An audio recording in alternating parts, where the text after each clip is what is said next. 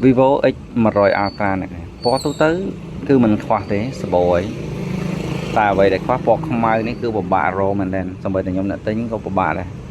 ở sầm rộng mà sân ít đôi thông mây nè Vivo X 100 Ultra China version SIM 2 12 2 6តម្លៃយើងលក់ជូនអ្នកគ្នា$589 $589 អ្នកគ្នា Vivo X 100 Ultra តម្លៃនេះយើងបូកបញ្ចូលជាមួយឆ្នាំងសាក80 W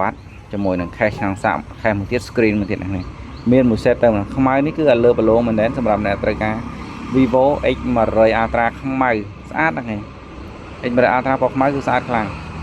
ចឹងអ្នកដែលត្រូវការអ្នកគ្នាអាចមកមើលបានហាក់លីហើយក៏យើងមានពណ៌ថៃធានាមក៏មានដែរអ្នកគ្នាក៏មានដែរពណ៌ថៃធានាម